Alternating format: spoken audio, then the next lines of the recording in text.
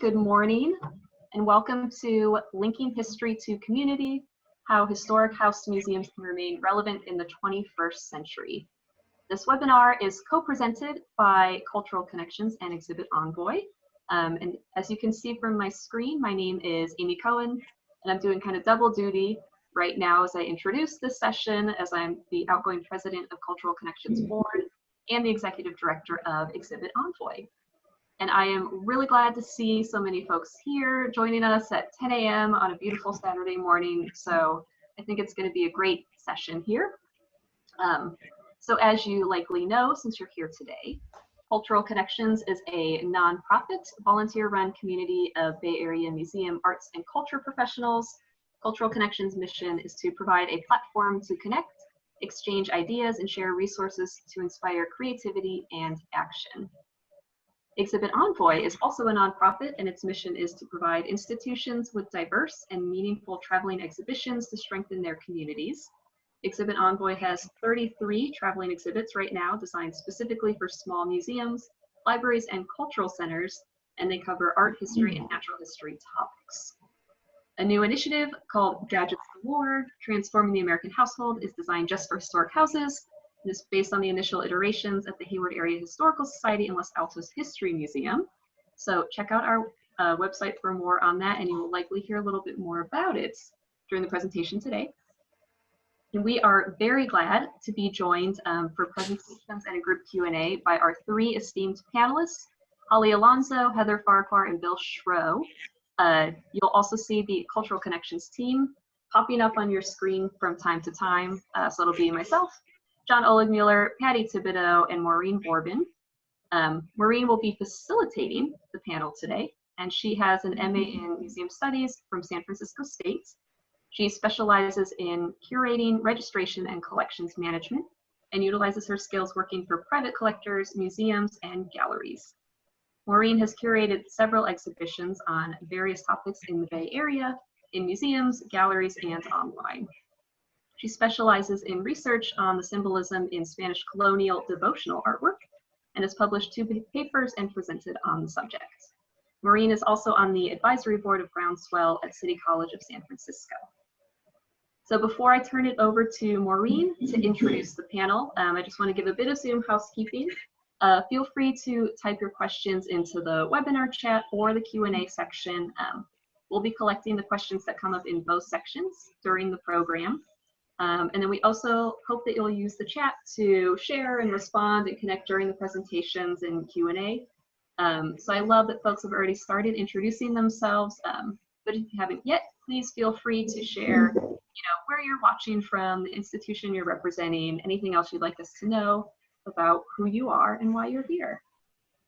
And I also want to give a special shout out to Bill and the folks at History San Jose, and in particular Ken Middlebrook, for their willingness to host us in San Jose for this program when it was initially conceived in the before times.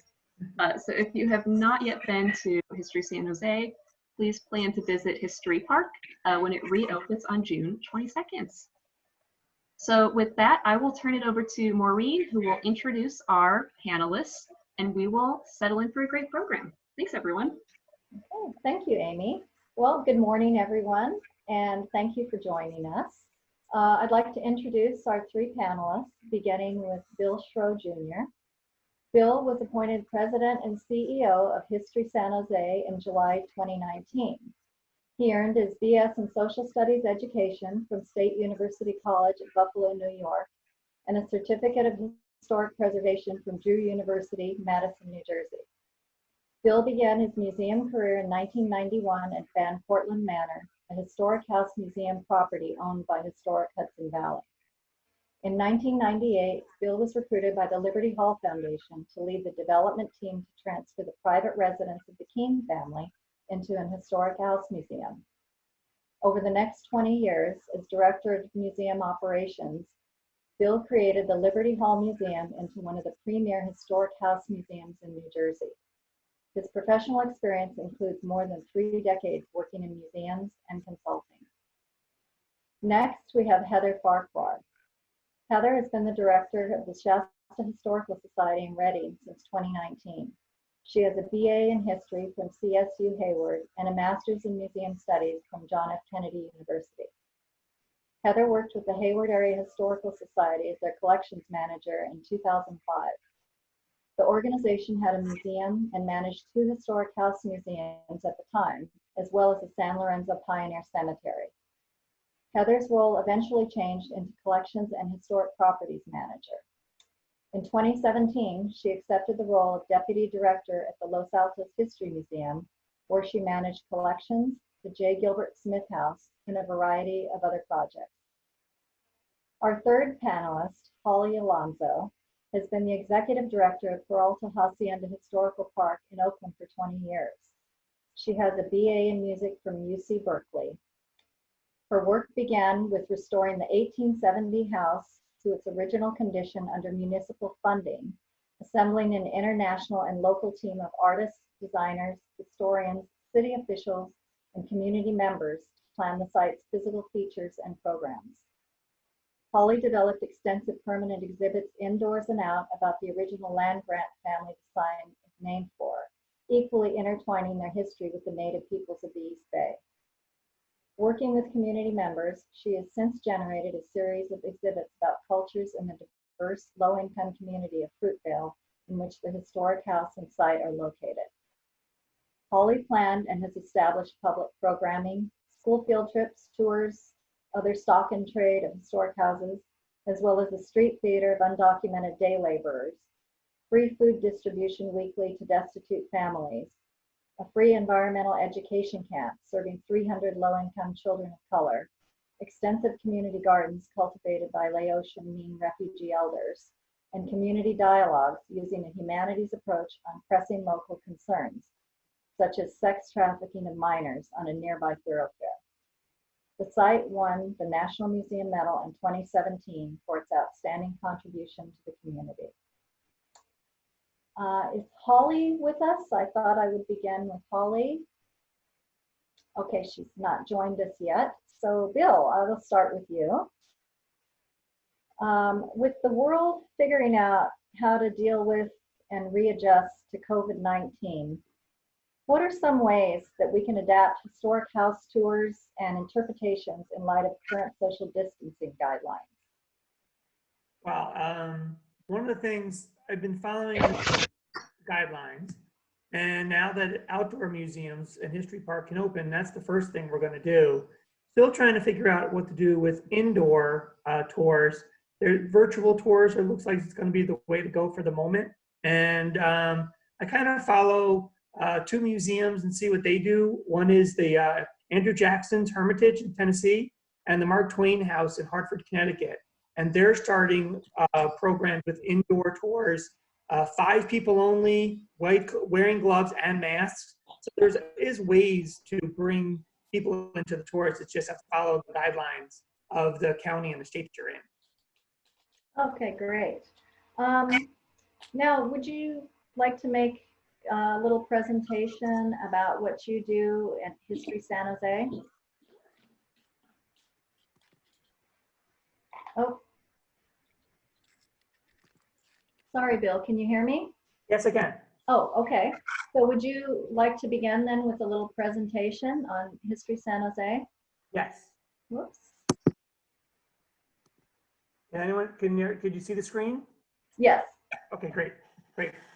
So History San Jose is a unique organization, and I'm very happy to be out here. It's very cool to be out here in California to run this organization, but it seems to have 3 major pieces. It is a collector of the artifacts from Santa Clara Valley and San Jose.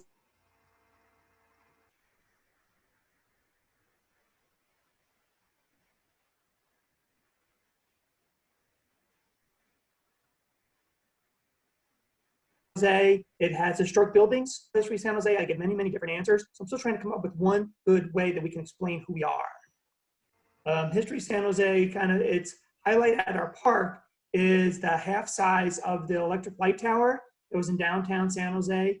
This picture here, History Park has kind of half historical buildings that were saved and preserved and brought here. The other half are reproductions, like this picture here of the Atlantic Hotel, which is the building right outside the electric tower.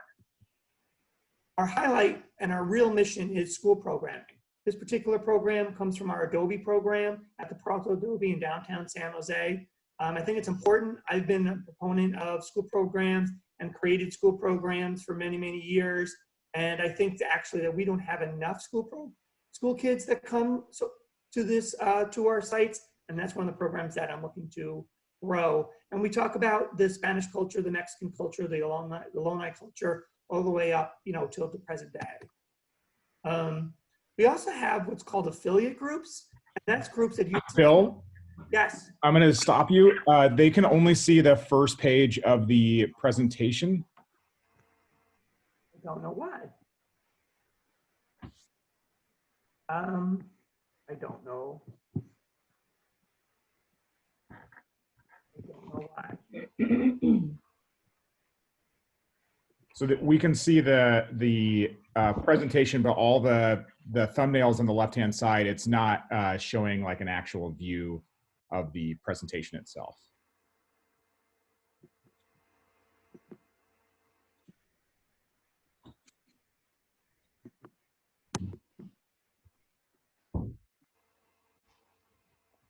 You're only seeing the first slide? Okay, now we're seeing it. Great. Oh, now you can see the slides? Yes. Oh, I'm sorry. I don't know why. I apologize. That's okay. All right. So that was our school program. Sorry, the one I just talked about. This one here is our Spirit of 45 program. We have affiliate groups that use the park to talk about a particular piece of history. One of our groups, Spirit of 45, is a group that celebrates the end of the Second World War, and they always have an event in August. But the key to it is to celebrate veterans. As you can see, this was last year's picture. We always end the event with President Truman's speech of the war has ended, and then we do a victory parade around the park and always honor veterans as well. This is our Westward Ho program. It's again one of our history programs talking about the struggles of folks trying to get here by sea and by overland. We also have cultural festivals. History Park is a place where our affiliates, and we have many of them, can talk about their piece of American history and tell their story. And this is from our Portuguese festival that we have every year. We also have our Vietnamese boat museum. And this is one of the school programs, but that's the size of one of the boats that the Vietnamese refugees came over, and the kids get an idea of how many people could be squeezed in that. We try to bring as much hands-on as possible to our programming. This is public tours of our Adobe, which is the Peralta Adobe to downtown San Jose. And that highlights the Spanish period and the Mexican period in California. This is across the street is very different, is the Thomas and Cromwell Fallon House. And this talks about the early days of American statehood of California. It's right across the street. We can tell a whole story from the Spanish exploration of Alta California all the way to the early days of America. And both houses are fully restored and can be toured. These are houses that have been moved to History Park. This is another one of our affiliates. We try to bring as many stories as possible. This is the San Jose Poetry Society's home. So they bring their voices here and tell their stories. This is the Markham House. I'm sorry, not the Markham House. Just slipped my mind. This is one of the painters' houses that we have at History Park. This is a replica of one of the first banks, A.P. Giannini, who founded today what's called the Bank of America. And it gives an idea of the immigrant story. So we try to tell many different stories. This is the immigrant story. This is the Chinese Cultural Project. This is a replica of one of the temples that was in downtown San Jose, where they can tell their story and their struggles as immigrants to California. We also have a collection center across the street where we collect our archives and our objects are collected.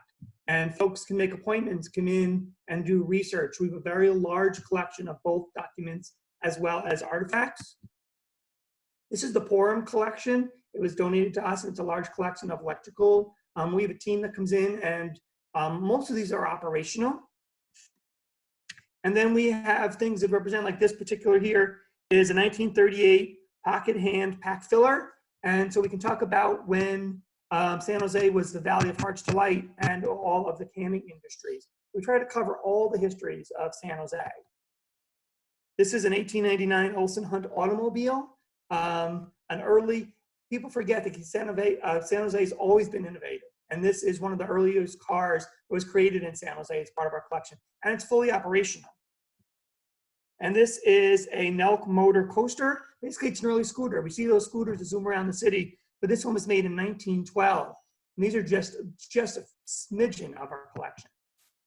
This is a replica of the first radio station that was built in San Jose. And as Amy said earlier, we do exhibits in our Pacific Hotel building. And this is an exhibit of the early radio station. And I hope you folks, once we open up again, you can come out to History Park and visit our buildings. Great, thank you, Bill. Great presentation.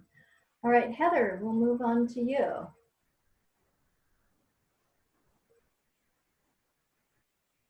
Heather, you are muted. Oh, great. I just got it. Thank you.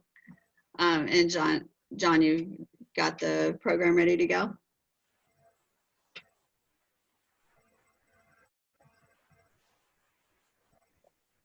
Okay, so thank you guys, everybody, for being here today. Historic house museums and other historic sites are a passion of mine. And as somebody who started out in the field as a collections manager, Amy kind of asked me to talk about navigating programming and collections. So if we go to the next screen, one of the first properties that I worked with through the Hayward Area Historical Society was the McConaughey House, a house built in 1888. And that property had actually been open to the public since the mid-70s. And it was, as a lot of people describe, a traditional house museum at the time. You walked into the front door and there were ropes across the doorways. You could look into the rooms, but you couldn't go into the rooms. They were experiencing a decrease in visitation, as a lot of historic house museums were at that time.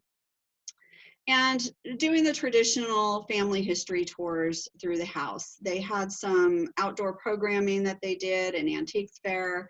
They held an annual tea. But programming inside the house hadn't really changed in a very long time. One of the things that I really wanted to do was give people a reason to come back. So give people a reason to be a repeat visitor and to want to bring other people to the house. So one of the first things we did was create a new tour, which you can see on the next screen, an example of our poster. And we actually created a tour series and called it If These Walls Could Talk, to give it a general feeling. The tour series had a large number of topics. The family that lived there were Scots-Irish immigrants, but we talked about everything from immigration to gadgets. The gadget school, we created a tour around gadgets and technology, and comparing and contrasting gadgets from yesterday to today. One of the other houses I managed was the J. Gilbert Smith House at the Los Altos History Museum. And through the If the Walls Could Talk, we had created a gadgets tour. And at the J. Gilbert Smith Museum, when I started there in 2017, we actually created an exhibit with exhibit panels throughout the house, and a scavenger hunt for families to work together to identify what those objects were. So the idea here was to take the family history and focus on it from a variety of different angles. Another one that was real popular was talking about the home domestication movement and whether or not technology really did make women's lives easier throughout. But we had to get people into the rooms for these tours to work. So one of the things that we did was a reinterpretation of the entire house as well. And if you go to the next screen, you can see that we really opened up and allowed people to go in the rooms. We took down the ropes from the doors and allowed people in. Now, we talked long about this as a staff in Hayward, about how we were going to do this and keep collections safe. And one of the things that we started to develop out of this project was an education collection. So collections that were specifically donated procured with the intent that people would use them. So for instance, in this room was decorated in the 1930s theme. And so we found a couch that was of that era. And we actually allowed people to sit in these chairs and these couches and get the experience of what it was like. And if you go on to the next screen, you'll see we also, across the hall, had a room that was done in a Victorian. This was the family parlor, as we called it. And we had permanent collections in there that we did still rope off, but it was roped off in a very minimalistic way. And there was a late 1800s set of furniture in there that people could sit on as well. So it was interesting to see people's reaction from relaxing in the 1930s couch to experiencing the more Victorian style couch, which really made you sit up straight to accommodate largely women's clothing back in the day. Through these tours, you can see on our next screen, one of the things we did was we created a Christmas experience where we found Christmas stories from the turn of the century, and we had a great group of volunteers. And as you can see here, they were volunteers of a variety of different ages. So this program really attracted a different set of people than we normally did. And different stories were told in each room. Each room was decorated in the theme of the story. And it was just a great way to draw in families and make it family appropriate. If you go on to the next screen, the Meek Mansion was a whole other story. This house was undergoing restoration, was not furnished at all, and we had to come up with creative ways to introduce people to the house. People were very curious about the house. They wanted into the house. So we did open it up for tours. We did a family history tour, but we also did one on the architecture of this house. So we found another topic that attracted an entirely different audience. We also created a summer days program, which can be seen on the next slide. And this was one where we opened up the house during the day to people who wanted to walk through. We did official tours at certain times if they wanted those. But we also just utilized the park in conjunction with the Park and Recreation District. It was a great set of grounds, and we recreated a summer days event that grew over time to include more than just the mansion tours and the movies. But we ended up having like costumes parades for the kids, and we had other local nonprofits come out and set up booths. One of the programs, we also tested out a number of different programs that were a little bit more controversial. And if you go on to the next slide, we were approached in 2008 about doing a paranormal investigation by a private team in the Meek Mansion. And we decided after a long discussion because people were constantly asking if there were ghosts in the house, we decided to go ahead and give it a try. We did conduct a couple of these investigations at the J. Gilbert Smith house as well. And basically it set the stage for a fundraiser. The group that had conducted the investigation was doing fundraising events with other historic house museums. And we were like, okay, well, we really want to keep this history-based. Yes, the paranormal scene is one that's attracting younger audiences, which we really wanted to do.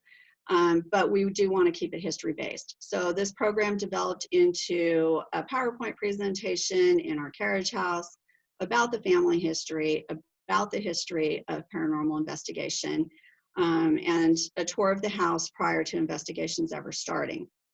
A lot of the questions that were asked were geared around what they heard about the family. And so it really got them thinking. And as they were asking the questions, other questions came up, and we'd often get emails from them afterwards, from people afterwards, asking for further information, which was great. This program became really popular, but there was a lot of people, because it was a fundraising program, it was a little bit more pricey. But there was a lot of people in our community that could not afford it, but they wanted to find out what was being found. So we decided to create a haunted history tour. And you can see that on the next slide. It was called Shrouded Tales. There we go. And my sister's going to kill me because that is her. We talked her into being the lead for these for a while. But the Shrouded Tales tours were history-based. I like to say they were about 90% history, about 10% fun. They were based on the traditions and superstitions surrounding death and dying and burial in the Victorian times, and why those things were important to people back then, and how that had changed, and how some things had stuck with us over the years. And then we threw in a little bit of the paranormal into it. So the voice recordings they caught, we had people who acted as what we called spooks, hid in closets, and would voice the EVPs. This program became more than I ever could have imagined it to become. We started off with one event at 3 nights. We managed a cemetery as well. So we started off with a set of tours 1 night a week. It was a Thursday, Friday, Saturday, 1 night at each house. It ended up becoming 2 to 3 nights a week with 1 week at each property. And we had visitors coming back year after year. It became family traditions. They started bringing friends with them. We had entire tours that were, tickets were sold by groups of friends. We had requests for private tours. We got advertising as far out as Sacramento, Stockton, Modesto, so outside the Bay Area. And so it became more. Now, if you go on to the next slide, you can see one of the things in our collection was a carrying basket. And this was a real carrying basket from the turn of the century. But it had never been used. Well, one of the things we had was a great description in a local newspaper about Archie McConaughey's death. And so and the wake that was held at the house. So we decided to put the house into mourning, from everything from closing curtains, draping mirrors, and setting the living room up as the wake room where somebody would have sat with the body. And this became very, very popular with people. So it was really about taking what we knew and turning it into almost like a theater production, but not over dramatizing things. From the next slide, you can see we had a wide variety of people in age, ethnicities, the whole works, coming and participating in these programs, and this was true of the attendees as well. We have another great shot of a variation of this group in the Meek Mansion in the next slide. And then this program eventually expanded out to explore the paranormal, which was a monthly fundraising program that helped us raise funds to do restoration projects at the Meek Mansion and keep up the maintenance on the McConaughey house. And we have an example of the postcard for that next. And then I just did want to give a shout out on the following slide to Brandon Alvis. If any of you are interested in the paranormal and watch Ghost Hunters, Brandon is one of the newest members of the Ghost Hunters team, and he was really the one that helped us get this started. And I know he has investigated other houses in the Bay Area. But all of this helped us really gain a repeat visitor, variety in the types of visitors we were getting, and helped us increase our volunteer corps and vary the age of our volunteer corps. And I'll turn it back over to you. Okay, great. Thank you, Heather. All right, Holly, we would love to hear from you about Peralta Hacienda now. There we go. Let's see, do we have audio with Holly? I tried to unmute. Am I unmuted now? Yes, we can hear you. Okay, great. Now I will get my PowerPoint up here. And then I want to click the clever arrow that Amy showed me yesterday that allowed this to. Amy, would you remind me of how to get this to look? Yeah, first, Holly, you'll want to share your screen. So that big green button. Oh yes, on yes, Zoom. yes. Sorry, here we go. Okay, that's, and then I choose that. I click share. Do you guys see it yet? Yes, we see the PowerPoint application. And then the idea, you showed me that arrow that allowed it to be expanded. Is that what you're seeing? I think you'll need to go to slideshow and then hit from the beginning. Okay. Good, okay. Oops. Wow, it won't let me, there we go. Is that right? Yeah, and then from start at the left. Oh yes, okay, good, thank you. Sorry, and then I hit, All okay, right. and then okay, good. Looks good, Holly. So interesting to hear your presentations. I'm really excited to try some of the things that you have tried in San Jose and Hayward, and it's really fantastic. So our site is Peralta Hacienda Historical Park in the midst of a diverse low-income community in Oakland called Fruitvale, which has lots of headlines in the news over the past couple of years of a very strife-ridden nature. I've chosen this first slide to this is the anchor of our thinking about history. And I've put it in Spanish because that's one of the messages I want to convey about what we've done, that every single word in the museum is translated into Spanish because over 50% of the population of Fruitvale is Spanish speaking. You probably are familiar with this quote in English, that history is not just something to be read, but that we are all creating history. History comes from what we do with our lives, and we are unconsciously controlled by it.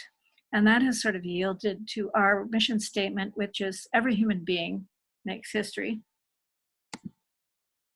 which is, you'll see here on our next slide.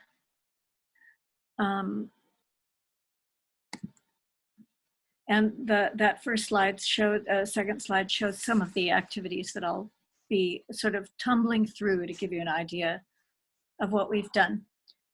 So just a background on the history, 45,000 acres, where 7 modern cities now stand, belong to just one family, the Peraltas. And this has particular relevance to the History San Jose presentation because that beautiful adobe, super authentic and preserved by Francis Fox down in San Jose is the sort of point of origin for the Rancho San Antonio, which you'll see outlined in this slide. So all of Oakland and Berkeley, Emeryville, several other cities are here, and parts of Hayward. So this is a way that we try to make history relevant. I'm sure you all do, but we have, although we have an authentically ultra scrupulously restored historic house, we also try to layer the history of today on it. So, you know, the East Bay Hills are up here at the top, and that's now very fancy, affluent district of Oakland. The oak grasslands down here, that was all of Oakland and the other cities. The 14 creeks that ran from the hills to the bay are now culverted. Alameda was not an island originally. It was dredged in 1853, so that's something that sort of turns people on. Oh, wow, because they, of course, think of Alameda as an island now. So that's the whole idea of layering, which is so important to bring history, make it real for community members. And then, of course, to bring into people's minds the fact that where they are living right now, or their houses is where longhorn cattle once roamed, and 8,000 longhorns and 2,000 horses. The Peralta cattle brand is on our t-shirt. So this is all the kind of like history buff stuff that is sort of standard in a sense for historic houses. But now we come into Fruitvale today. So Antonio lived here. He was a scion of the Spanish-speaking elite, one of that came on the ANSA expedition. We're part of the ANSA National Trail one of 4 Peralta brothers and 5 sisters. And as you all know, probably the sisters didn't get any land, but the 4 brothers got vast amounts of it. And we have in the outdoor area these sort of immersive tours. These murals are really big. They take people on a whole year on the Peralta Rancho in around 1838. And we really make aggressive efforts to bring community groups who might not otherwise come or think of themselves as interested in history at all, because they're struggling with their lives and living their lives and very much enclosed in their own communities. We really make aggressive attempts to bring them into the site history, and also then to make their history a part of the site as well. Not just the history of the Peralta family, but everyone who lives here today. So as you see at the bottom, it says when Laotian Mian elders, who are our community gardeners, took a guided tour, they shed tears because the mural reminded them of their life in the highlands of Laos, which they had had to leave under very painful war-torn conditions. And who knew that this mural about the Peraltas would have had that effect. So of course, here's our historical credentials. We're on the National Register, we're on the ANSA National Trail, we're a state landmark, a local landmark, and all the rest. And then I put at the bottom in Spanish, muy histórico, very historical. At the beginning, the Peralta House was restored to SHPO specifications.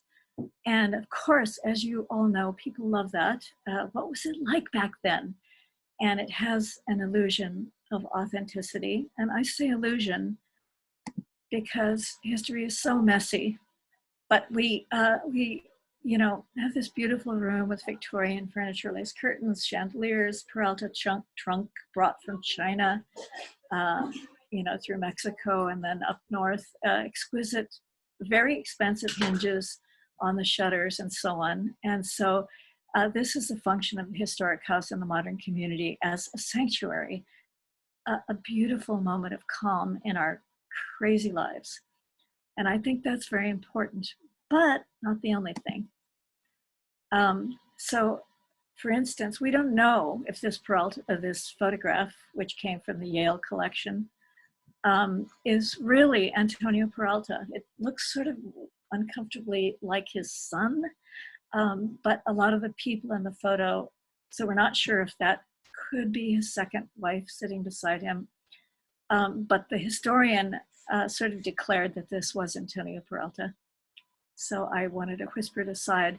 History is really quite messy. It's really quite messy. I hope I'm not going too slow. So then, of course, we have the huge factor of the intertwined history of the native peoples of our land. And our acknowledgement of that has been way before it became fashionable even. We have really, really acknowledged it and have much, much more about the native peoples than most California historic sites. And we're actually now, we have an NEH planning grant to create an extensive exhibit focusing exclusively on the Ohlone and the, over 3,000 years of history of the Ohlone, but also the identification of the Fruitvale community today with Native history of the whole country, especially the history of people relocated in the 50s and 60s. So that's a very, very important community story. This is our, good, nice, standard historical interpretive sign showing some beautiful illustrations by Louis Choris. And, but also here at the top on the left is a quote from a living Ohlone person, Ramona Garibay, telling about her relationship to the plants. And the garden has 6 sculptural objects that feature living Ohlone talking about their relationship to the land. And those people are helping us create these exhibits along with scholars. And then also bringing it really into the present. The lawn in the middle of the native plant garden has become a very powerful attractor of native groups in Fruitvale. And including Mexica dancers. And the Mexica dancers have become artists in residence. They rehearse every week. Neighbors sometimes complain because it's very loud, but it's so integral to how we think about history and community. And so here is one of the festivals that they've had. They have every year 2 festivals, one in the Creek area and one on the Garden. And they bring, dancers come from all over California to participate in the celebration of Indigenous presence. So how about a cumbersome title for our biggest program? Community Exhibit Development Partnership. So I should mention before I go on to this program, that each room in the Peralta house, which I didn't even show you, focuses on a certain theme, and it takes it beyond historic furniture, and there's a fair amount of interpretive text, but we try to put the interpretive text into some kind of conceit about the Victorian period. Like the parlor looks like a Victorian picture gallery, but the pictures have 7 questions that lead you from 1850 to 1900, when the rancho was no longer. And so that's the historical side. It tells why the Peraltas are so important, how they recap the whole history of the state of California. But our biggest active program now is the Community Exhibit Development Partnerships, in which we team up with community groups to create exhibits about their histories. It all started long ago in the year 2000, thanks to the California Council for the Humanities, with an exhibit called Faces of Fruitvale, in which we interviewed 55 people. And before the house had any Victorian furniture in it or any signage or anything at all, we covered every wall without damaging the walls with 55 stories of people alive today telling their history. And then we went on, I'm not doing this in order, but we also did Black History of Oakland is ultra important focus. And so we did an exhibit teaming up with StoryCorps to interview 40 people and then creating an exhibit about it. And we got together with community members to decide what symbol would embody their history. And we worked with a fantastic artist called Walter Hood, who's a sculptor and landscape architect. And the symbol chosen was a horse. And so Walter made a gigantic horse that completely filled one room, which was emptied out for this exhibit. And community members built it. And the reasoning behind the horse symbol is a horse is strong and beautiful and always moving, either forced to move or at will from place to place, but also it connects with that painful history that the horse is also a beast of burden. So here's community members building the horse. It was really fun. And then we also had pins and luggage tags, and over 1,000 people pinned messages onto the horse, such as the ones you see here. I've been through struggles with gangs and family problems, Devin B. Or as simple as, I am Mexican. I feel happy and love horses, and I have a toy horse. And then a lovely drawing of the toy horse. And then a fresh aroma after it rained on my grandmother's ranch, Nicaragua, Roberto.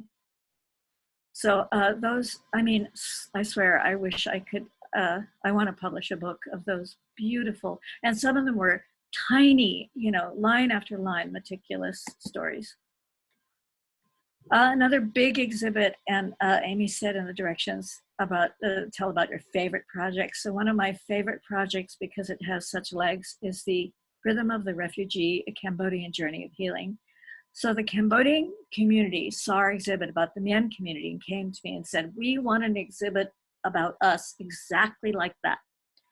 And so they determined the themes. They gave me the first layout of everything. And then we carried it further, bringing in the design expertise and, you know, kind of organizational thinking you have to do to really put an exhibit together, honing down the incredible wealth of material that they had. And that was through, that was another message I wanted to talk about, that we historic houses, to build funding, have to reach out to diverse kinds of funding, cross-sector, like health, arts, youth development, things like that. And this was actually originally through a health grant. So this exhibit, which I'm not really showing because I couldn't get the exhibit files to work in the PowerPoint very well, this grew into this yearly gigantic festival with 1,500 people coming and celebrating each year. And this shows some of the classical Cambodian dancing. And then on the left, there is Sydney, one of our Cambodian community members, who helps develop the whole thing out of just pure passion as a volunteer in the dance contest we always have. Restoring traditions lost in the war, passing on traditions to the new generation of Cambodians in Oakland. Due to the genocide in the late 70s by the Khmer Rouge. And this festival, I wish you should all come. We couldn't have it this year because of COVID, but it's a beautiful thing. They have always a traditional tug of war, men against women, and the women, can you believe, always win. I don't know why. These are just some other scenes. Food is a giant aspect of this. People wear incredible costumes and eat incredible food. And we have a big element of advocacy and political engagement in almost all our exhibits and events, and refugee advocacy for Cambodians is a big factor.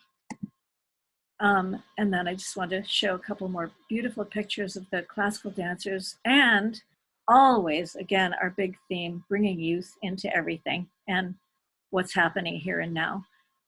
This isn't against history. This is how history is being made right now by all of us.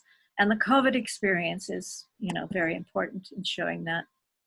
I also wanted to mention, don't avoid pain, stories of pain. These women's traumatic experiences were told in the exhibit, and they both shared that telling is healing, telling their stories. Then the big recent exhibit we did is called Undocumented Heart. It tells the stories of 13 undocumented day laborers. And it began with art workshops in which they created works of art in acrylic and also quilts. Then we held 4 community dialogues where they told their stories and shared their concerns. I almost can't see the slide without tears coming to my eyes. It was very beautiful. And then it became an exhibit, and these are 2 paintings created by an unbelievably talented artist in the day laborers community. But I could show dozens and dozens of beautiful artworks that they created. And these guys who have never done anything but work with their hands, but they just were so inspired by being encouraged. And also, I have to say too, and I believe this as a principle, just as I am paid for my time, they were all paid for their participation in those workshops as respected artists. And given their income insecurity, I think it was appropriate. And then lately we developed, but it had to be curtailed by COVID, an incredible street theater piece. And I'm really, really looking for the day when we can revive it. Another thing I wanted to quickly go through is the Guatemalan Festival we had this year. This grew out of the Day Laborers Project. One of them was Guatemalan, and he brought the marimba. They all came from a town called Cuchumatan in Todos Santos, Guatemala. They had all been displaced by the Guatemalan genocide in the 1980s. And we did not shy from the fact that that was heavily subsidized by the US government because that's what they wanted to say and point out. But the joy, celebration of their cultures was the main message.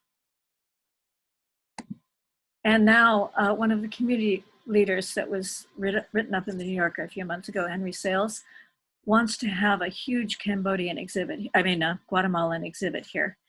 And so we're really, really excited to work with the community on that, about this history. And I couldn't resist these beautiful pictures of people attending the festival.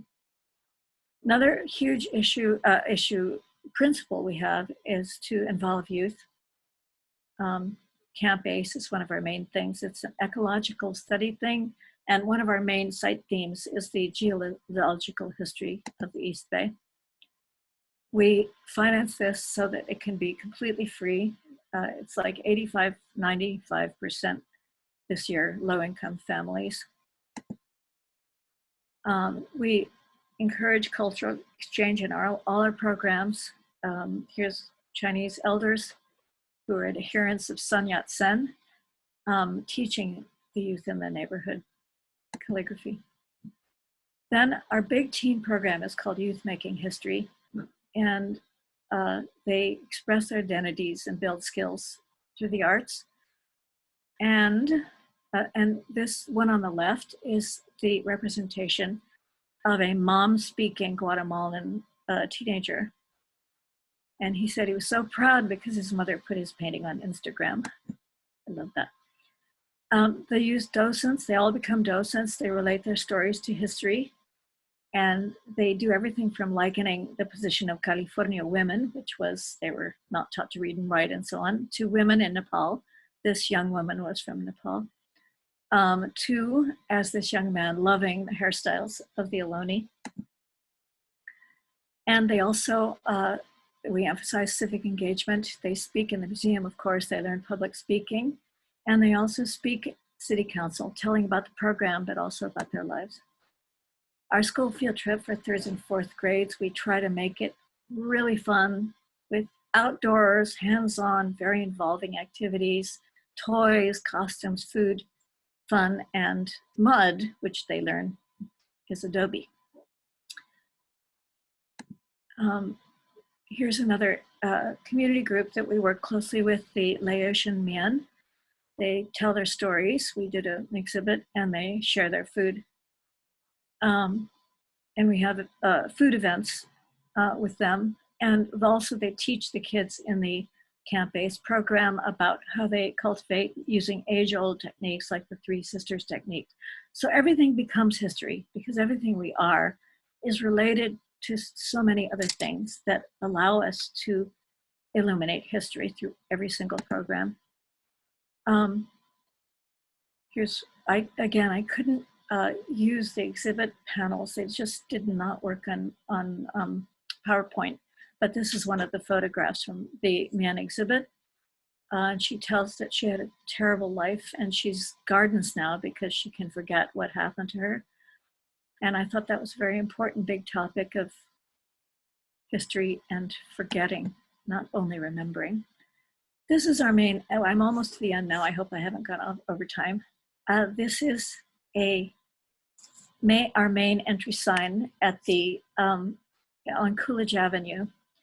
And so we have, the historical images here of Oakland in 1850, of a bridal party arriving on horseback, dressed elegantly in the 1850s. On the left, on the right is Jose Guzman, who was a very important Native person who bequeathed his lexicon to a linguist, J.P. Harrington, in the 1930s. And we tell that story big time inside the Peralta house. But on the bottom here is a sort of mixture of community members, people we interviewed for Faces of Fruitvale, beloved community members, like on the left, Father Oliver, who invited people of color to Fruitvale when they were displaced from their houses during clearance to create the freeways, and Fruitvale became at that point a community of color. So his story is important. Charles III of Spain is the third guy there, very important in California history, and so on. So we try to really mix it up with the kids in the neighborhood of many ethnicities and historical figures. So this falls sort of roughly into two categories, CUSP and HIP. CUSP is the community use and stewardship plan, and then HIP is the historic interpretation plan. And both of these were done, and I have to say, we have been following them rather closely, amazingly, for the past 20 years. It was under an NEH planning grant that we got those processes started. We still haven't built all of this, but we're gradually chunking it along, and we're hoping that maybe we can get a Prop 68 grant in the next deadline. And here's our mission. Our mission is to promote understanding, historical healing, and community amid change and diversity. Programs, events, and exhibits share the untold history of the Peralta Rancho and the stories of the Fruitvale community today, giving voice to the many cultures that have created and are still transforming California and the nation. And there's our banner that we have near the Peralta store. And I just, for some reason, the top half of this is black. It should all be white. I don't know why that happened. I just wanted to list everything for you guys. If anyone needs this, I'd be happy to share these lists. These are the things that we have discovered with the community over the past 20 years about how to do this, and culminated in us getting the National Museum Medal 3 years ago. So I'm extremely proud of that. Here you are laboring in the trenches day in and day out, year after year. And somehow that recognition was a big deal for us and for this community. And there's the future little boy at the Cambodian New Year Festival. And that's it. Well, thank you, Holly. You're welcome. I would like to return to our opening question that Bill has already answered. You mentioned COVID-19 during your presentation. Now, as far as how we're all dealing with how to readjust to the new guidelines, what are some of the ways that we can adapt historic house tours and interpretations in light of current social distancing guidelines?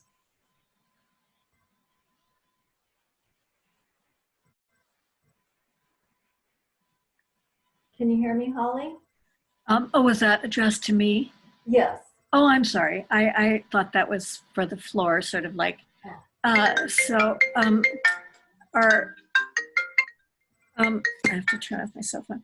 Our tours program is on hold for the moment. Our house is small, and it would be really hard to. We were thinking of reopening in the fall, and have maybe at most 2 people per room. Our summer program, we have canceled for the little kids, and we're only having it for the high school kids because the little kids we may open for middle school starting in July, but we didn't feel we had time to hone the written plan sufficiently and really train staff enough. So, but we're going to put the program for the little kids summer program online. And of course, this is difficult because is that summer program educator someone who also has expertise in, online education communication? So that's more a bunch of questions than answers, but I'll leave it at that for now. Okay, thank you. And Heather, what do you think about ways of adapting house tours with current social distancing guidelines? I think it's going to be easier for some than others. Ones with grounds on which they can work, I think, are going to find it easier to hold, some type of programming or small events as they become allowable. I think in the houses, it's going to depend a lot on the size of the house. The smaller the house, I think the fewer people you can have in safely. I do know that they're saying, creating cross breezes and opening windows and things in places like that will help. There are some people who are pioneering the efforts, so I think a lot of us are just waiting to see kind of what happens at those locations and taking our time opening up. I do know here at my current institution, simply when we bring employees back, we'll be requiring face masks as a way of protecting people. And I think that's something in enclosed spaces, the smaller, the more, you may want to consider that. But I think going online with some of the programming and interpretation can work. If you do use things like story times, you could still hold those on a virtual level. I know several organizations that are currently doing that, and we're looking at doing that. So I think there are ways that we can get creative about it, but like Holly said, it's going to be a matter of whether or not you have the person who understands the technology on Okay, board. thank you. Thank you, Heather. And Holly, current events have shown us that we still need to reinterpret history often as we learn more about ourselves. What are some of the ways you are either reinterpreting your collection or your site and adding in diverse perspectives and narratives?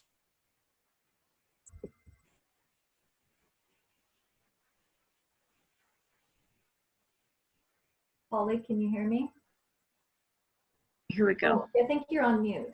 Am I unmuted now? Oh, there you are. Now Okay, good. Let's see here. So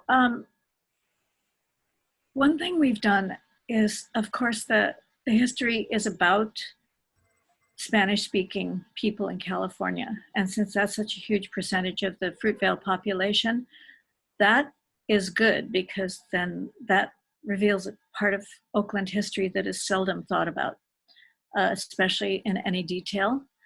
And then we have a room dedicated to community history that is, empty and cleared out after every exhibit about a community group. And right now that's occupied by the day laborers'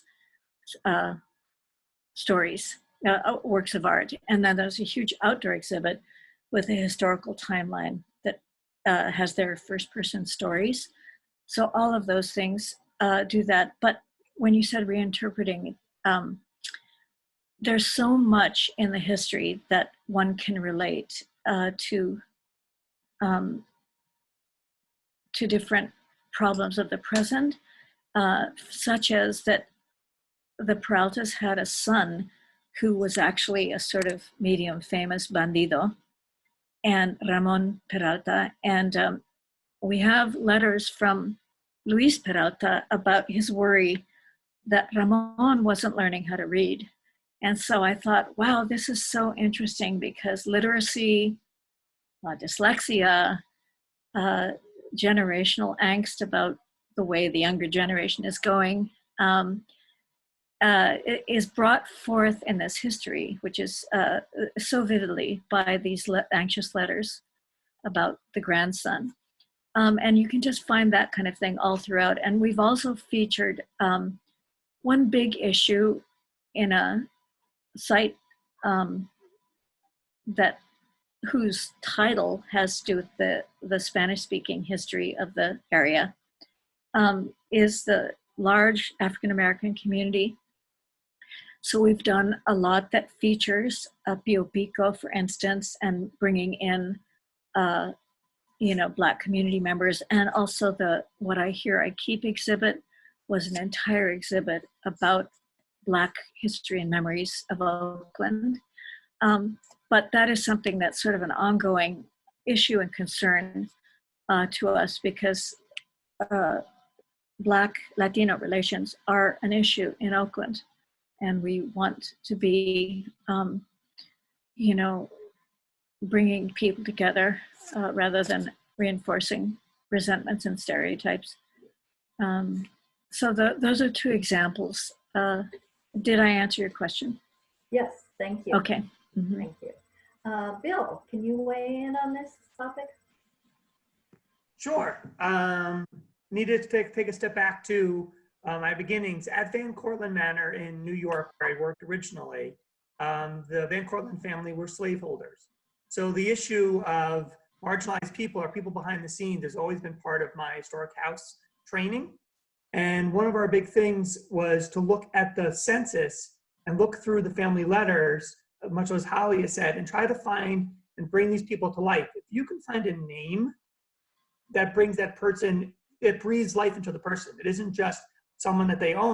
There's a name of Tom or Bob or Sydney, that kind of idea. And so I like to try to bring all of those levels to, so I did it at Van Cortlandt, and then my next site, Liberty Hall in New Jersey, home of the first governor of New Jersey, William Livingston. The same idea was he was a slaveholder, so you have the whole issue of slaveholding. But what we found fascinating there is he has a lot of problems with his slaves after the Revolutionary War, where they saw this war that we fought for this freedom, and they're kind of wondering, well, how do we fit involved? And one of his slaves ran away. So we can tell that story about Henry took a chance and ran away and disappears, and obviously got away because William Livingston complains in his letters that he needs to hire or buy more slaves for more help. So you can tell these stories. So coming to California, we don't have the slavery issue per se that we do on the East Coast, but I wanted to see, behind the scenes as well, starting to look at the servants and stuff. And when I was reading all the letters about the Peralta adobe down in downtown San Jose, I found it fascinating that the last owner of the adobe, when she passed away, she left it to her native servant, Dolores. Yeah. I want to know more about Dolores now. I want to know more about, so, bringing those stories to light, I think is very important. That I used to always, when I taught a college course about historical presentation to future teachers, and they used to make a pyramid and say, yes, Washington's on the top, but without Martha and the servants and the slaves, and all these people have stories, and they're all part of our historical record, and they all need their voices. So it's been great out here to kind of bring up these stories. And then at History Park, with our affiliates, we've been doing that over the years by letting groups come in and giving them either a building or creating a building like the Chinese did and tell their story, not me telling their story, but their community telling their story and their struggles and their strifes. And as I said, we're in troubling times today, but a lot of these groups also had trouble along the way. So you can look back again and these stories repeat themselves with all the various groups, be it the Chinese or be it the Japanese, or giving these people a place for voices. And that's one of the goals of History San Jose. Thank you. Can I add something to that? The idea of the Peralta history and the Native American history being intertwined was what I had always hoped to do. But intertwined was not enough and I got that from the Ohlone community that's alive today. And that's why we're doing this major exhibit. Intertwined is not enough. We need a place for their history by itself, writ large. So that's what we're doing now. So that's another way we're interpreting now. And that's one of the pieces, to jump in about the Ohlone, that's one of the pieces that we're missing at History Park. And we have a grant to build an Ohlone roundhouse. Really? Wow. Center at History Park. We just got the groundwork going. Yeah. Oh, that's fantastic. Give them a place to tell their story as well. Yeah. Because one of the most frequent questions from visitors is, was it slavery? And so that's something we have to address, and the answer, I'm afraid, is yes, it was. So, yeah. Different from the East, but yes, absolutely. Yeah. Anyway, sorry, I got into it. No, thank you. That's wonderful. Heather, can you tell us ways that you're reinterpreting your collection and or site by adding in diverse perspectives or narratives? Yeah, so I'm currently not working at any of these sites anymore, and we don't officially have a historic house up here. But Hayward in particular was an interesting, is an interesting location, Hayward, San Lorenzo, in regard to the historic houses we had. The historic houses we had were basically your typical white pioneer family stories. And one of the families was wealthy enough that they did hire, there were stories of mostly Chinese workers on their property. So it could be incorporated in that regard, but the other property was a little more difficult. So we had to get creative about how we brought in these various communities. And I had held a focus group for collections purposes a while before that, where we brought in people from, Hayward's a very diverse population, and more, fewer whites than non-whites in the community. And so we brought in people from a variety of different perspectives and, asked them, it's like, what ways, can we approach this? And the things that came out of it was all the similarities between different cultures. Everybody cooks. Everybody has had, all cultures have had the issues in their background. Use those commonalities as starting points for creating conversations. So for instance, with the McConaugheys being Scots-Irish, as we know, the Irish population was one of the populations that was looked down on extensively in the United States for a longer period of time.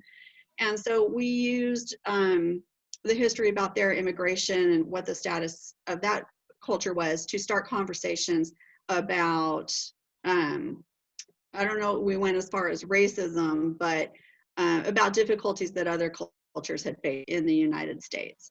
But we also got a lot of people commenting about, well, what about the woman's perspective? Comments like that and to heart. And we created a perspective, we used the family stories and the objects that most people wouldn't think about. Like we started a spring cleaning tour, it was tied to, well, we all clean, how has that changed? That led us into a whole story about the home domestication movement and how women got into science and how they played a big part in during the recession and after World War II. And just kind of took those smaller pieces and used them as jumping off points. And I think with collections, you constantly, don't be afraid to reuse an object just because you've used something before. We used, for instance, house cleaning devices that you just don't see anymore. We use those in both an exhibit, a tour about cleaning, as well as a tour about gadgets and technology. So don't be afraid to reinterpret what you have in different ways within your house. Okay. And as far as collections go, so we all know that historic houses, don't have climate control. So when you've worked with collections in the historic houses, how do you preserve them? It's a challenge. It is a constant challenge.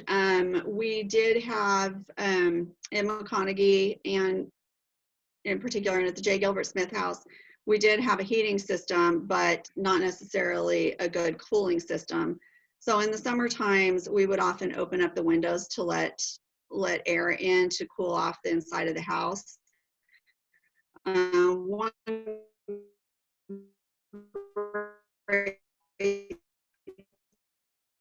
thing about at least all the and airflow is really important. In particular, McConaughy, we had a hall settee that when we pulled it out away from the wall, it had been up against the wall for so many years that it had developed mold across the back because there had been no airflow in there. So we started pulling things a little bit further away from the walls to allow for better airflow. You have to get creative. Curtains were closed to help keep heat out, to help keep light out whenever nobody was in the house. You have to constantly be on the lookout for pests. We had a situation at McConaughy where they kept going after one of our rugs, and we literally had to lift that rug up for a summer. And so you constantly have to be checking, you constantly have to be making sure that if you're not there and volunteers are managing, that they're doing things, opening windows to let the air flow, that they're closing curtains at the end of the day and closing windows, that they're checking and reporting any signs of, pest infestation that they find. So it's definitely a challenge. And, if you find a problem, it's a matter of jumping on it right away and trying to resolve that issue as quickly as you possibly can. And sometimes that means removing an object from the house to get the problem resolved and replacing it with something else. And Holly, how about you? Well, we have sunlight protection on the windows, and we don't have, the thing about our house is that because the Peraltas were sort of on the losing end of history, we don't have hardly any objects. We just have a couple. And like Bill, we have a beautiful horsehair couch from Fruitvale in the 1870s that we had reupholstered very authentically with black horsehair. And people are allowed to sit on it. So we don't really,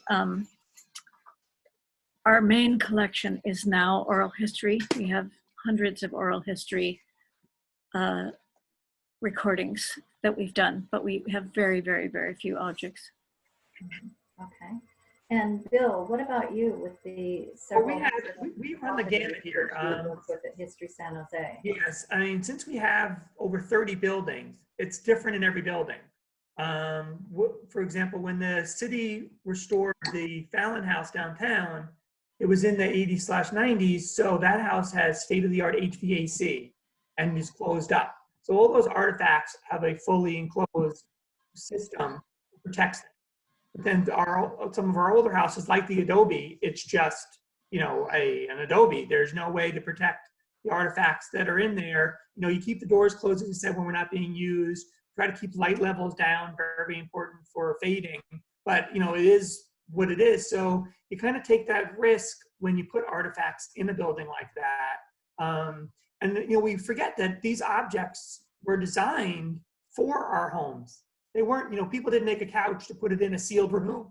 They put it in their home to open the door, and it was going to get old, and it was going to get, but if you, as Heather says, as long as you protect and your constant vigils on the objects to make sure that, you know, do bug patrol, do light patrol, you know, have them be cleaned on a regular basis. That's the only way we can protect these things. You know, we're not like the Met where everything is sealed away.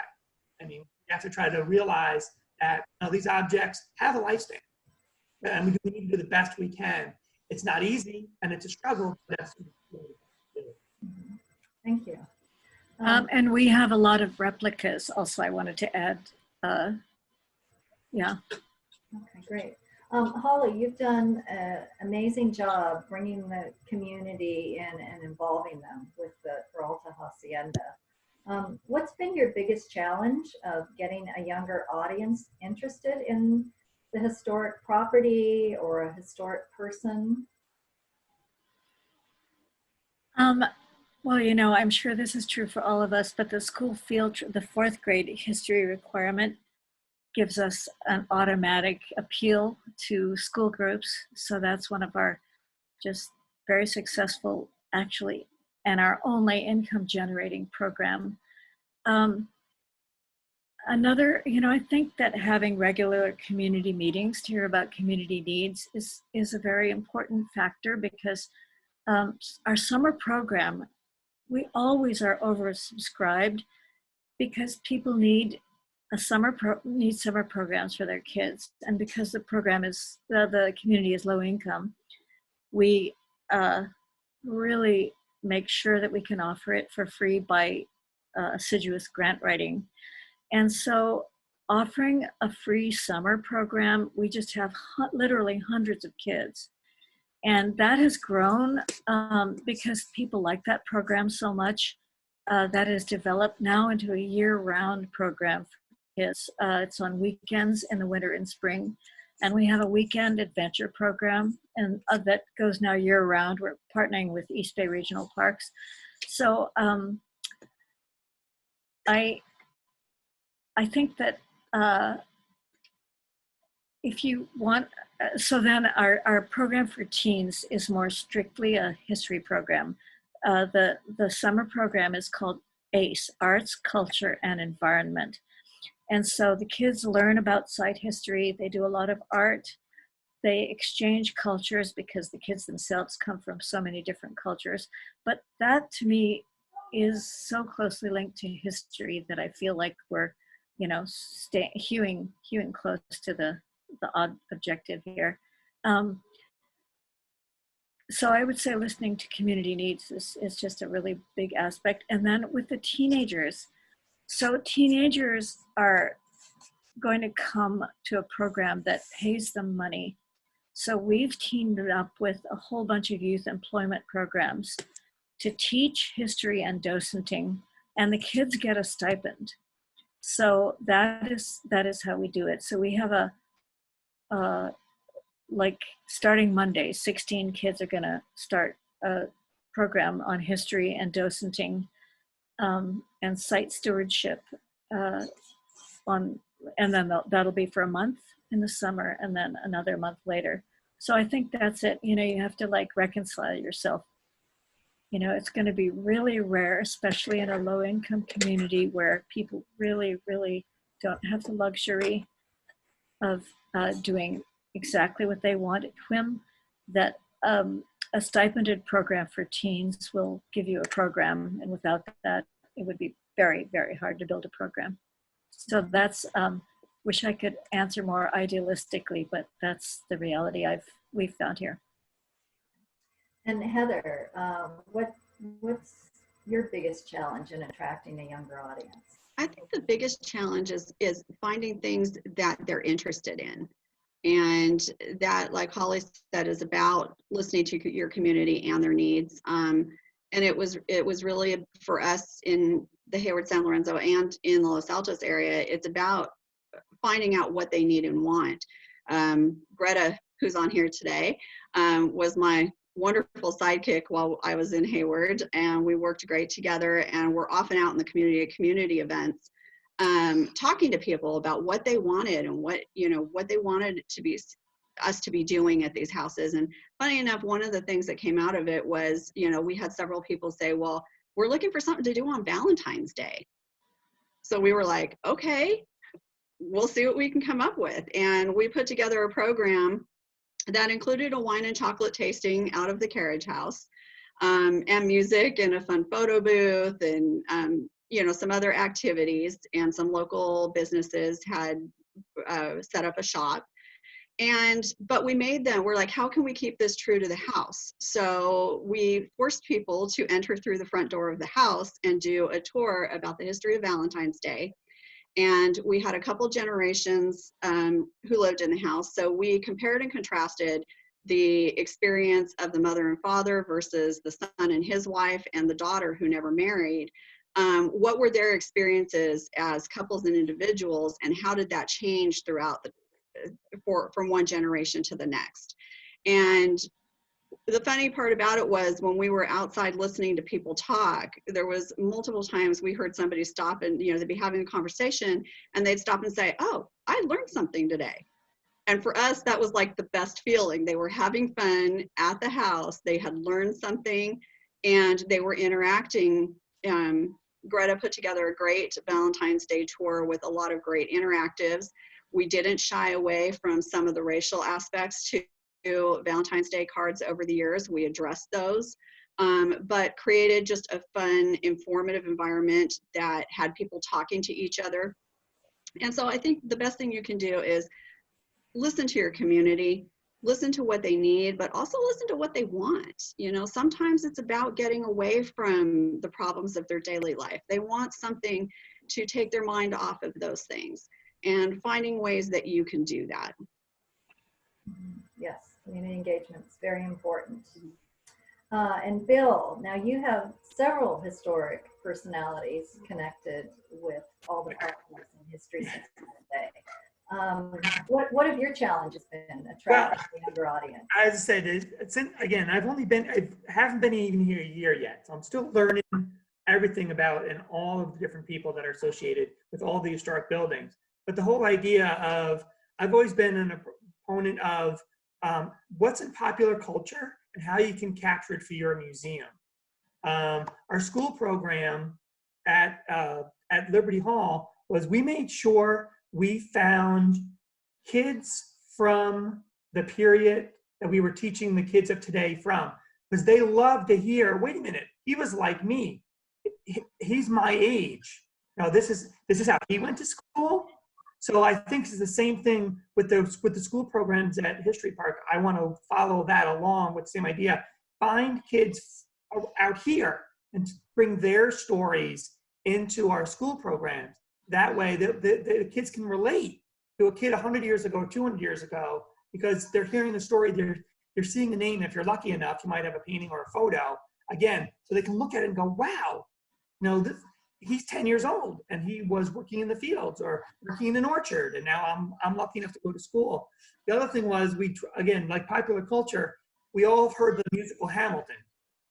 And I was lucky enough at Liberty Hall, Hamilton has a connection to the family. We actually gave a tour telling the truth from the musical, because the musical has a little bit of historical inaccuracies, and we would fill in the correction. But we created a youth program, and the kids loved it. It was always packed. Theatrical kids from high schools and middle schools would come and sing songs and do rap battles and, you know, that kind of idea. And then, for example, we also did, we used to get like the millennial crowd, talking about the younger crowd, from school kids to the younger teen kids today. When Mad Men was really popular, we would have Mad Men events. We'd have cocktail parties, dressed as your famous 50s and 60s. And then I've been trying to figure out how to do that out here. Like, one of the things I discovered, and like I think History Park would be a great place for it, is there used to be a dance show in San Jose, like American Bandstand, called Record Hop. And the last show, luckily, was recorded. And we have it in the archives, and it's on YouTube. So it'd be great, again, to create some kind of dance program to talk about the 50s and 60s and what the kids do today, and kind of bring in people. So you always have to kind of think like how to use popular culture today, popular culture of yesterday, to bring in different ideas. And maybe, you know, you never know what's going to stick, but you should always constantly be trying.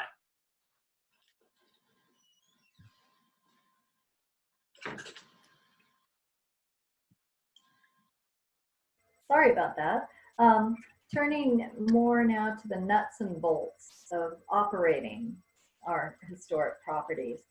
Can you talk about challenges of making historic houses accessible, meeting ADA requirements, since each historic home is different, has different ways of entering and moving through the house? Bill? Oh, sorry.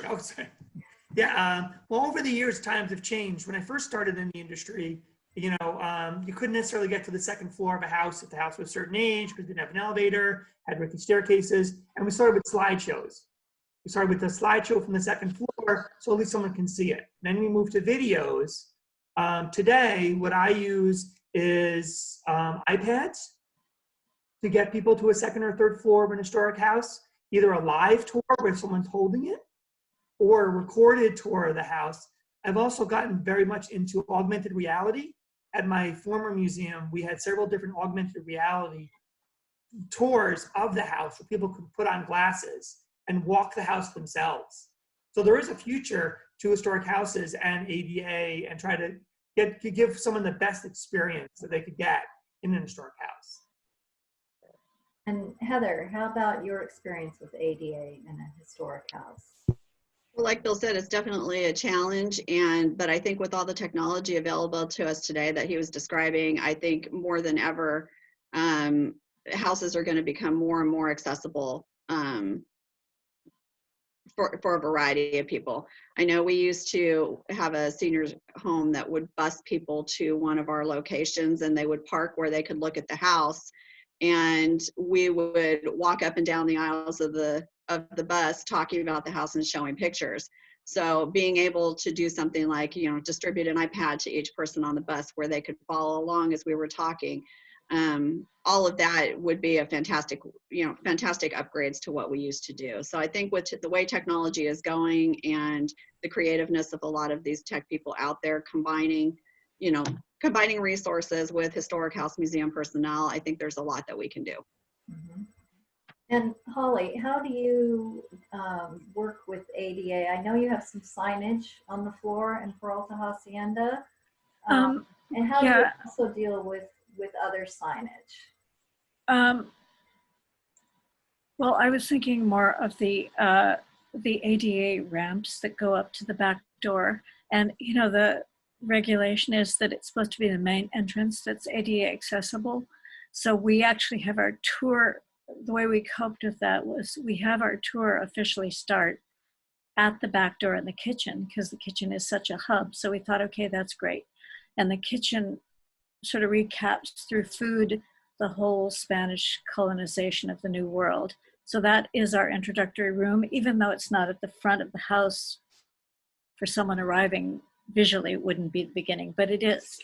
So that's one way we do that with that. And for the outdoor area, because we have outdoor exhibits, we're actually hoping to level the footprint of the 1840 adobe because it's not accessible. When I arrived there 20 years ago, it wasn't accessible and it still isn't. We bought this kind of ramp for $1,400, which was kind of a joke. So it's been, we do have another ED in a local organization who hasn't been able to even see that exhibit because you can't get up onto this footprint of the adobe. But working with the city of Oakland on any new capital phases is good because they require that compliance. So we know that that will be in the budget and things like that. It will be required to be in the budget. And we actually raise the funds, but they provide the expertise. So that's nice too. As far as signage, did you mean signage for hearing impaired or? Well, yes, that certainly would figure into it, but signage as far as the height of the signage. As I mentioned, you do have some signage on the floor, which is a really interesting way to approach that. Have you found any challenges? Well, one thing that I was happy about, because my favorite medium in museums is audio, and so that can be immediately rendered visible. And so we have in every room the printed text of all the audio. So that was like a nice solution, very easy and very cheap. Yeah, for the visually impaired, we haven't done enough. We haven't done a lot. Okay, thank you. Well, thank you all for your wonderful commentary. I think now we're going to turn it over to questions from our audience. Yes, and we didn't receive too many questions during the presentation itself, but we did have a couple that came up. The first one we had, which was directed when Heather was doing her presentation, but I'd be interested to hear what everyone else has to say about it. We had one question as someone who was interested in their staffing at their institutions, as well as their staffing salaries and how that's all working at the moment. So any of you guys would like to take on that question? Well, I can start that off. I know we were lucky in Hayward that we did have 2 of us that were staff that could work with the historic properties. We did have 3 properties we were stretched between. And Los Altos is also lucky in that it has staff that works with the J. Gilbert Smith House. But honestly, we couldn't do it without our volunteers. And one of the key things we had to do was figure out how to attract volunteers. And we were lucky enough to bring in a group of about 30 volunteers that were passionate about the properties and willing to help with a variety of different things. So staffing can be an issue, and without volunteers, there's a lot of things that we were able to do that we wouldn't have been able to do otherwise. Did you train them in the historical and the story of the house extensively? We did. Several of them were docents, for instance, the McConaughey House, who took on other roles at the other properties. But yes, we would cover things, going over the histories. They had handouts that they would read they were given, and we also did a lot of one-on-one or small groups, and allowing people to ask questions to clarify in their minds the history information. So we treated it as a team effort. If we didn't know, we admitted it and we went back and we found out.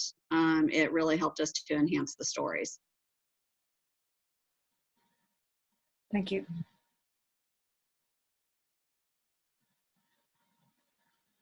Sure. At at History San Jose, we have a combination of full-time, part-time, as well as volunteers. And then we're lucky enough with our affiliate groups, the buildings that they kind of run, they're the ones that kind of, their volunteers maintain that building as well. We're such a large property. So we have several different levels of staffing at History San Jose. Even though our site is very small, we also have that same array of full-time, part-time, and volunteers. And the volunteers, especially in the school field trips program, we have like 5 or 6 parent volunteers for every single school field trip. And I think that's patterned after the school field trips program that you have in San Jose, because we had a person until he retired 2 years ago who cut his teeth at History San Jose. So we basically started out with the same outdoor program with the parent volunteers trained when they arrive and so on. That works really, really well. As far as the usual suspects for our site, like retired school teachers and so on, it's kind of a conflict because we really want community members to be involved, and the tradition of volunteering isn't well established. So we have some. It's been a little bit hard to establish that program for docents. So we've done a lot with youth, but again, they want stipends, so we do need to like raise funds for youth stipends for that docent program.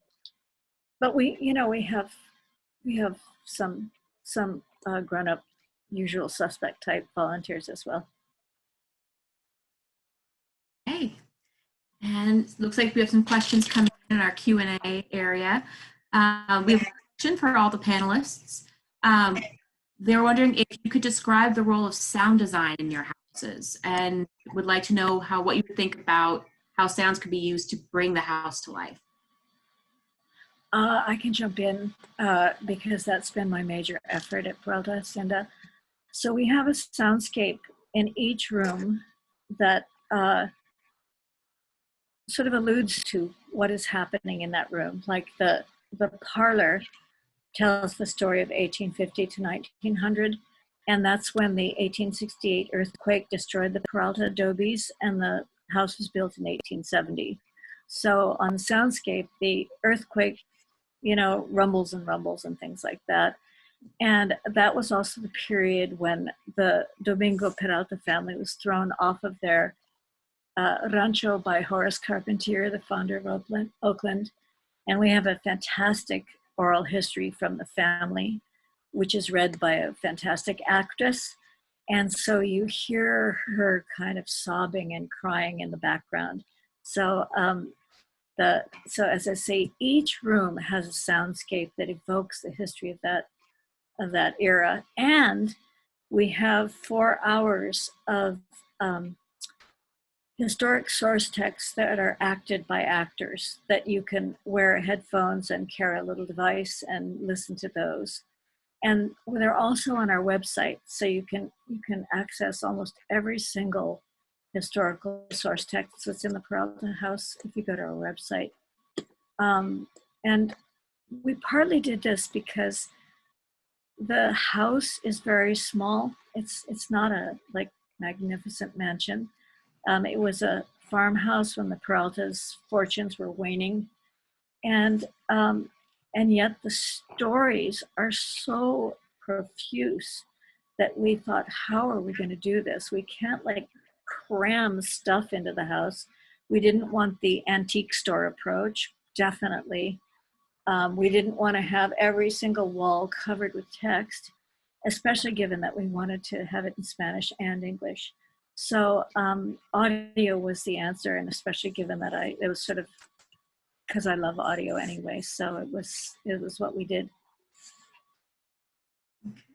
It definitely brings the house to life. People walk in and they go, "Oh, what's that?" And they hear the roosters and the cows and the sounds of music that would have been intoned during the Anza expedition as they set off from Mexico, and in the room that has to do with that part of the story. And yeah.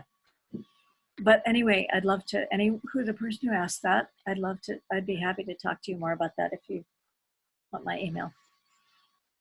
Yeah, and I'm a strong proponent of that as well. We have, with the house, you have a set stage, you have an immersive environment, and part of that immersion and bringing the family story to life is sounds, it's smells, it's hitting the visitors with all of their senses as much as you possibly can. And the more you can do that, the more of an experience you're going to give the person, the more they're going to remember.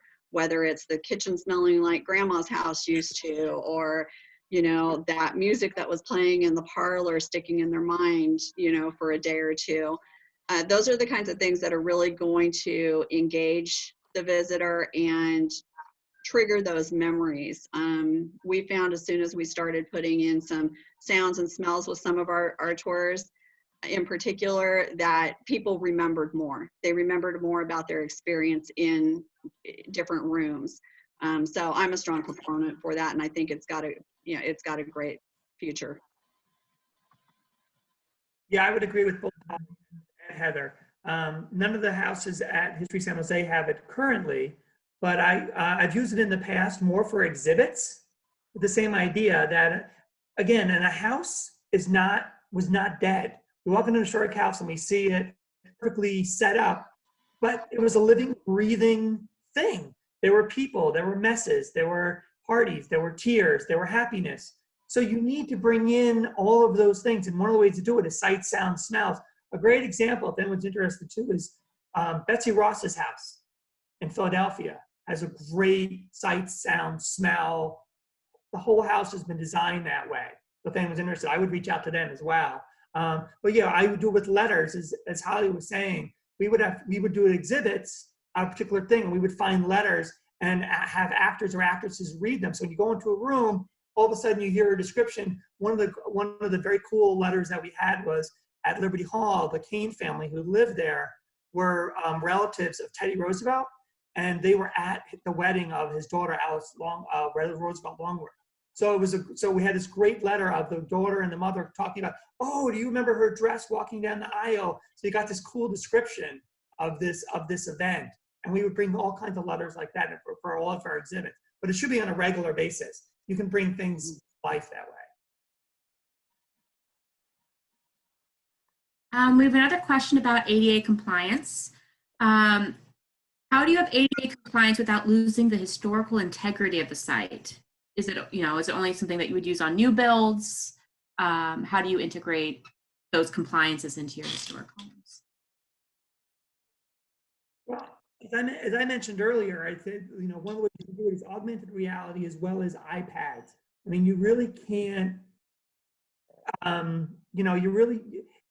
your historic house, it's a tough question. You don't want to destroy the integrity of the architecture of the house, but you do want to try to give everybody the best immersion you can of the historic house. So something that you have to weigh, building by building and house by house. And as I said, with technology today, there are a lot of ways we can bring that to somebody without having to destroy, the architecture of the house. Mm-hmm. Well, setting technology aside, I think another, sometimes like the Meek Mansion had an ADA ramp on one side of the house to a back door. The McConaughey house did not. And sometimes it's a matter of, yes, you can get them to the first floor, but you can't get them to the second floor. So we sometimes found ways of bringing things from, the second floor down to the first floor if somebody couldn't go up, to let them interact with things. And I think that's where education collections become really important too, so that you can bring the things from those spaces to people. So that's another avenue aside from technology.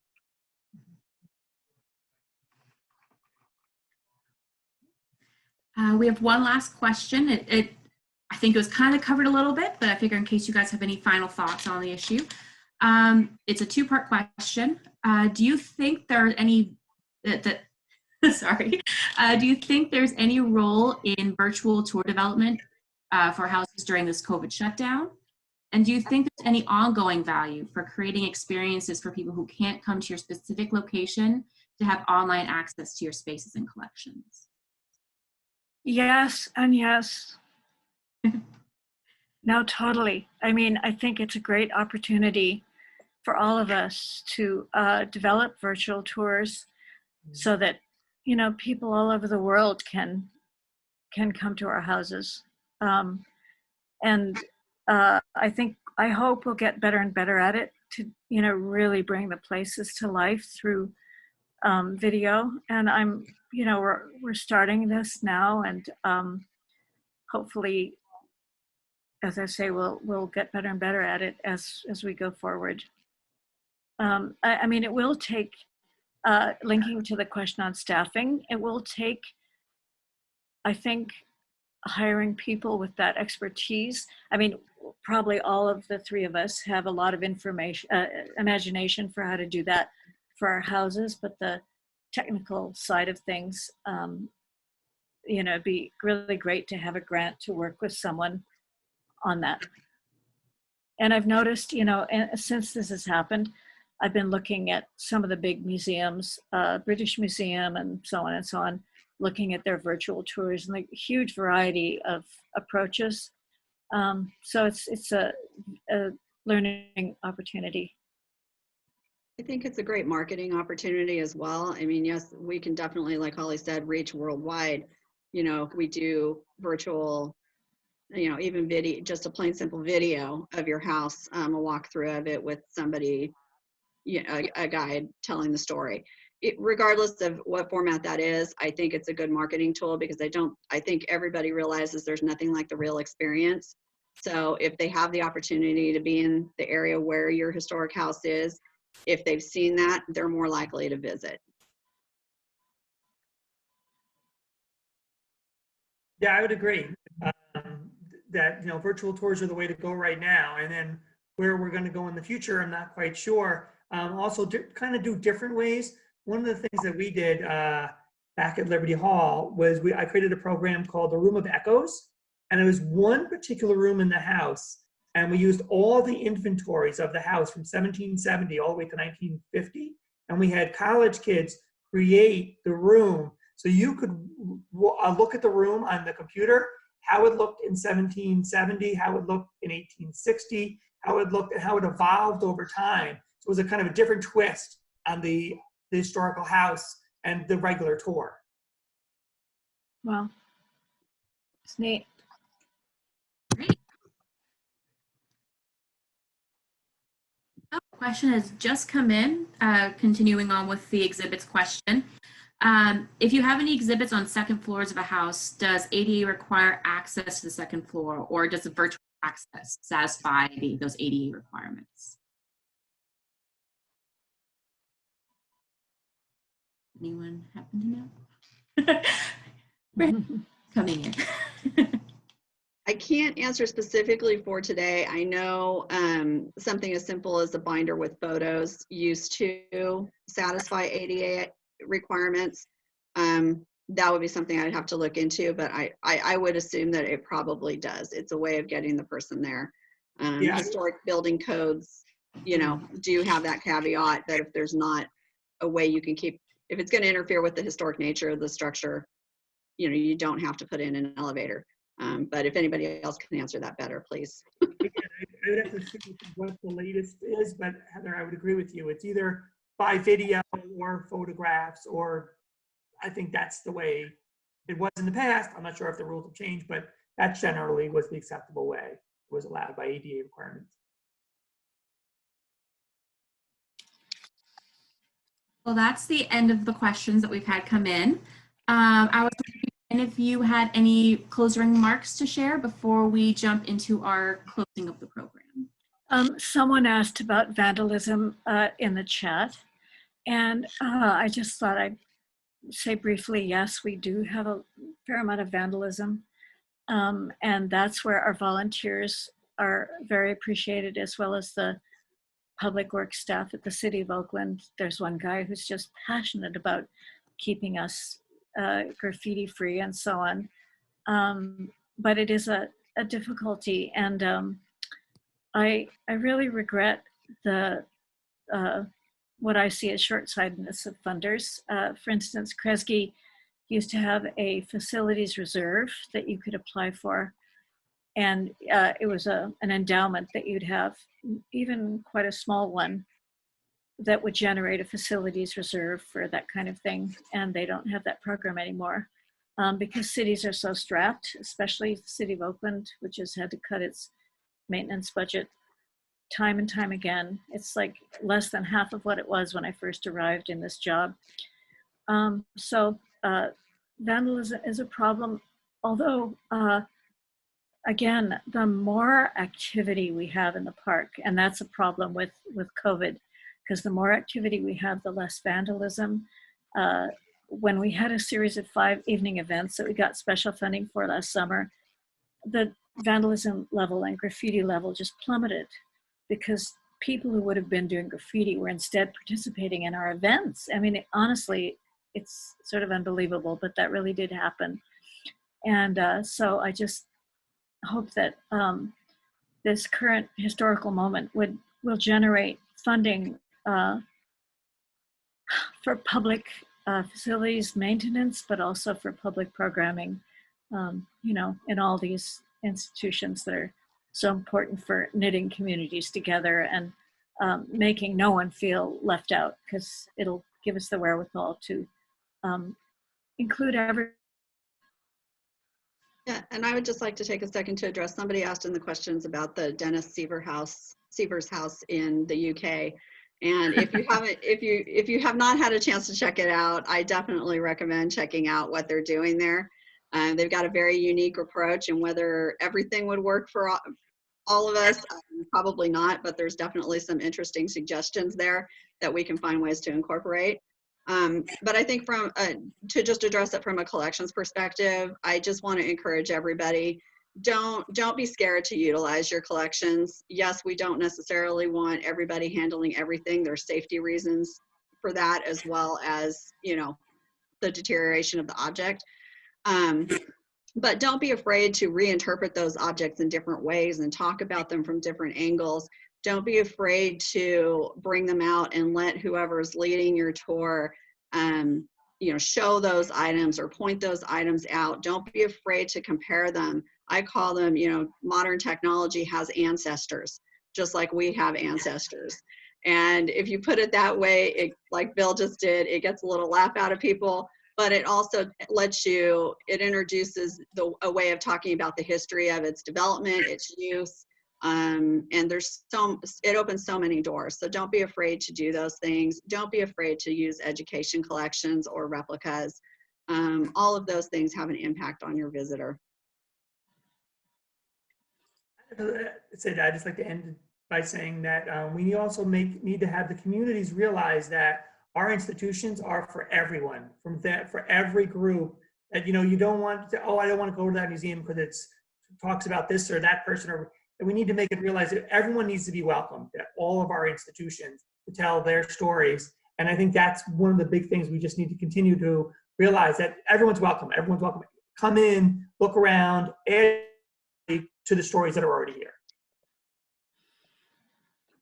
And jumping from that, I just thought as I was preparing this, the importance of staff people that have come and gone over the years, and the major impact that a staff person who can really connect with people has on an institution. It's just so important.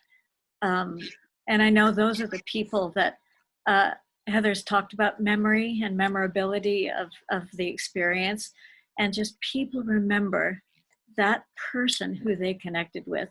So I think that it's something that's hard to train, especially youth get, you know, the sullen teenager effect and so on, but I think it's just so important.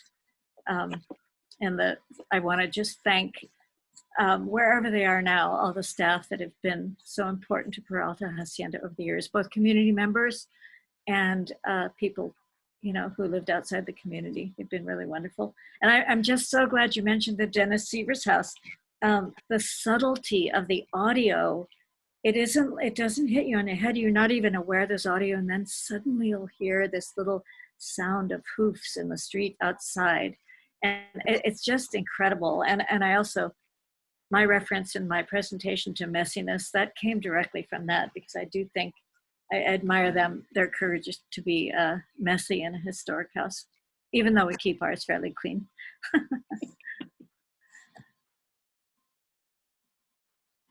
Well, I just want to say thank you to everyone for being here today. I'm super inspired.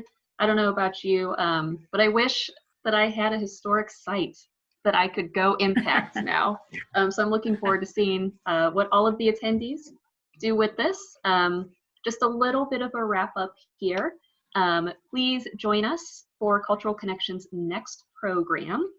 That'll be on July 15th. The time is to be determined, but we'll be rescheduling our March program that was canceled because of the shelter-in-place order. So BAM, now do we have your attention? How to use storytelling to address, to achieve high-impact, immersive, and interactive experiences. So please watch your inbox for that. Please also watch your inbox, because we'll be sending an email follow-up with some links for resources, for more tips for community engagement with your historic houses and your community. The email we send will also have a link to this presentation. It'll be up on YouTube within a few days, so feel free to share that far and wide with your board members, volunteers, whoever would like to see it. It'll be freely available. And the last thing is we'll also ask for you to fill out a short evaluation so we get some feedback from you about how our programs can improve moving forward. This was our first webinar altogether, so thanks for sticking with us. I think it went pretty well. So thank you so much to our amazing panelists, Holly Alonso, Heather Farquhar, and Bill Schroe, for sharing their experiences and their wisdom with all of us today. I also want to say thank you again to my fellow Cultural Connections program planners, Maureen Borbin for facilitating the Q&A, Patty Thibodeau for representing the audience questions, and John Oligmuller for his behind-the-scenes tech support, and to Cultural Connections and Exhibit Envoy in general for co-presenting this program. And of course, huge thanks to everyone who attended today. I hope you have a great rest of your weekend, and we're looking forward to seeing you all at the next Cultural Connections program. All right. Thank you. Thank you, everyone. Thank you, everyone. Thank you.